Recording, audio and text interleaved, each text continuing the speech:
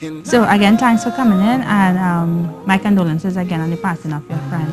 I want you to tell me a bit about your interactions with Devon. You know, when did the friendship start? Okay, well, Devon and I were introduced by a mutual friend of ours named Marjorie Bergman from New York. Basically, she's been helping me out in the music, trying to get me started, you know, and Devon was somebody who she knew was on radio and was heavily involved in the music, and she believed that he could help. So, coincidentally, is at a tribe event 5 years ago where we met, and you know, she told him, you know, he's a new producer, a dope producer, and it might be somebody who you might want to link with. So he, knowing Devon, he's like, you want to check me tonight? So I was like, okay, well, maybe not tonight, but first thing tomorrow. And I went and I played a few tracks I had for him, none of which was soca, but he really liked it. And he was like, how soon he could come and start work by me, because he had built up this studio, he and his dad built up this really nice studio in the back of his house, and it was just not being used, like it just was collecting dust. And I remember him saying, yo, there's a sign from God, boy, because I was trying to figure out what to do with the studio. But I turned it into an apartment because I have nobody in it, nobody using it.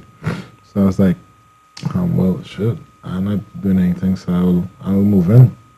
So he took me in the studio, you know, and we basically started working from the very beginning, you know. But Devon being a soca man, you quickly realize I was not a soca producer. So, you know, most people might have been a little perturbed by that or thrown off, but nah, he stuck with me, and for 3 years I've been doing hip hop and R&B and dancehall, everything but soca in that studio. And you know, every day he would come and be like, Anson, ready to do some soca now? I was like, dog, Devon, I don't know how to do it. I just don't know how to do soca. As easy as it sounds, soca is pretty difficult to do it correct.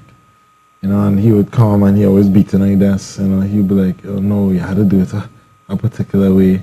And I used to have this, and he would be like, no, that's old time thing. You had to get with the times, you know.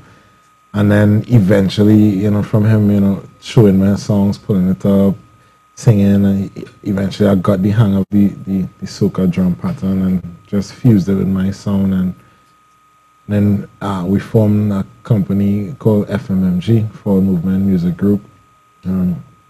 Under that umbrella, I was just bringing in all these young artists who just didn't have studios to work in, and just allowed it. You know, every day is people, a set of young people in the back of the studio. You know, people like Pretty is where, that's the first place me and Pretty met. A friend of mine named Jerome Priscilla, he brought Pretty to the studio.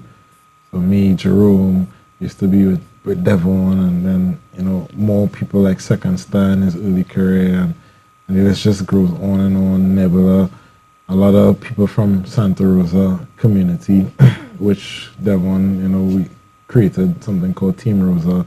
So a lot of things were just birthed out of that studio, and a lot of early careers we saw blossom from that studio. You know, there's other names, I can't mention them all, but there's just so many talented people that just passed through the studio, and he would just come in the back and just build vibes with everybody. And you know, that went on for about 4 years straight, you know. And then eventually, you know, well, every season he would come, Anson, it's that time of year, time to do a track. So we go to work and do that one main track, and you know, hope for success. And I mean, coming down to the end, I believe we got it with the journey, you know. So that story in itself was kind of touching, because that song came out of the passing of my mother from cancer. She passed about 3 years ago, and then his dad passed 1 year after that. Well, 2 years ago, and you know, we were both like, you know, kind of grief-stricken, and you know, we would talk about it, and then simultaneously with that, we had this copyright infringement case going on, him and I. So it was just a lot of stress and pressure from a lot of people in the industry. You know, a lot of people kind of turned on the fact that they thought, you know, on the basis that, you know, you know, you're guilty until proven innocent. You know, it just was shaping up to be a very bad carnival for us both in the early part. And, you know, with all the stress, he just came, he's like, yo, I have this idea for a song. You know, he wanted to call it originally Make It. You know, and I was like, nah, let me get something a little more creative. And we call it DJ. He's like, yeah, you sure? I said, yeah. So we went with Genie. And that song is just about people who see in struggle and strife and the stress in life. You know, he mentioning or just real situations, man. And it don't matter how hard, how long, how difficult the road is, we're gonna make it. So funny because he had 3 verses. The 3rd verse was very detailed, and I told him, "Now we don't need all that. It did good with the 2 verses, man." And it just so turned out that the song became a classic, you know, a hit. And you know, it was just a pleasant surprise because we didn't try to do that. It was just a song to put out there to dedicate to his mom, to my mom and his dad, and just to talk about the stress we were going through at the time. And the addition of Ella Anda was his genius. You know, there was like a lot of Ella playing on the radio there, and he's like, "Yo, Ella, how powers, boy." So you get to ask if you could get Ella Anda, I'm for it. And it's so funny because Ella doesn't do collabs with anybody. You know? She jumped at the opportunity. I don't know what he told her. I don't know, but that one is just he's a guy. Whatever he wants to do is make up his mind. He gets it done. And she came to the studio. I'll never forget that day, you know, because I was expecting her to be all serious and just like a heavy presence. But Ella is such a sweetheart. And the 3 of us hit it off very well in the studio. I remember trying to record her. She was buffing us, still recording her. And, of course, we were sneaking her recording here and there. And, you know, she just was teaching us about music and how, you know, you have to make people want to move, and hence the reason we revisited the song and made it more vibesy. So she did have some influence on it. Okay, looking at all the tributes that keep pouring in for Devon, do you think he knows that he was regarded as well as people seem to be expressing how they feel about him right now, or do you think it's a case of people just talking nice things because he died? Well, I definitely think he'd be pleasantly surprised, you know, because, you know, I've seen the best and the worst in a lot of the people around him, whereas, you know, me being new and coming up, he would always be like, Anson, just remember, you know, this music industry is not easy. Some people, they want to see you do good. Some people, not necessarily, but at the end of the day, his philosophy was just keep smiling, you know, and just be a good person. You know, he just believed in that if I'm a good person and I treat other people that way, then it will be returned to me now.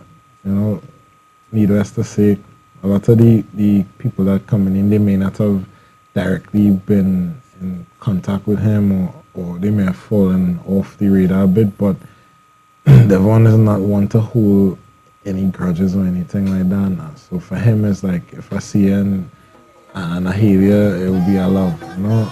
If not, well, alright, you know. So I think he would have been like, oh, okay, all these people, alright, I appreciate it. He wouldn't complain, for sure.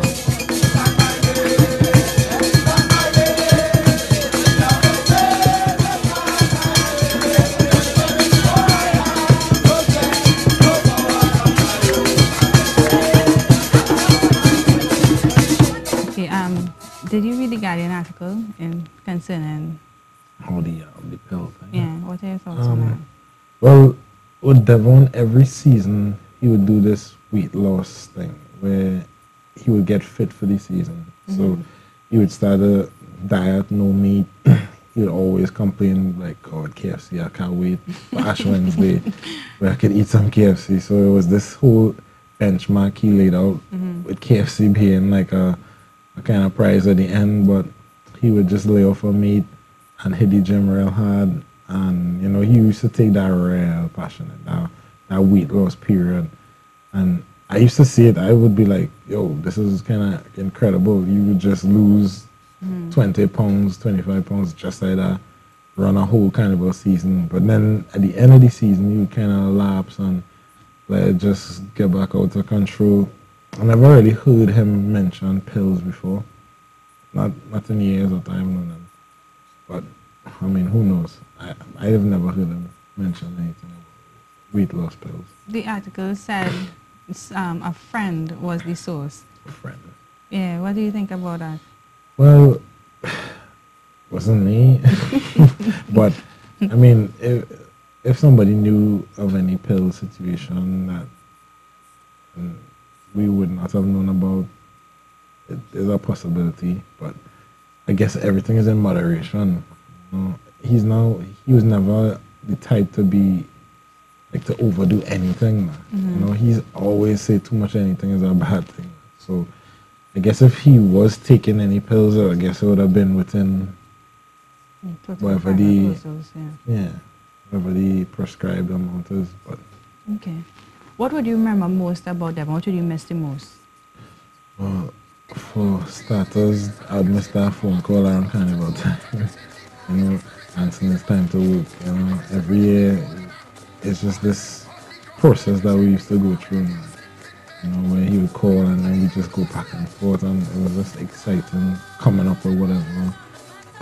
Also, I'd miss the charity drives that he always used to do. You know, every year he would jump high, jump low, Devon making sure and give back to the needy. You know, he just was that kind of person. I know for sure he'll be missed in that regard. Not to mention, this probably more than anything else, he was always a team-oriented guy. Like if anybody who really knew Devon, he's Mr. Team. Like everything is, we need to form a team and we need to mobilize. And he was always that kind of guy to start stuff. You know, he was a starter. You know, he started Forward Movement Music Group, he started Team Rosa, you know. And I guess all he needed was a good few men around him. And he could do amazing things with that. Devon, where you gone, boy? Devon, where you gone, boy? People say they're gone on the Almighty and sit on the right hand. So if you agree with me, where Devon gone, well, show me your right hand. Mommy sit up in the stars right now, watching down here from Zion. Because Devon was just like a teddy bear, but just tough like lion. So, hey! Devon, where you gone, boy? Devon, where you gone, boy? Devon, where you gone, boy? Oh, Devon, where you gone, boy? Devon, where you gone, boy? Of course, those were reflections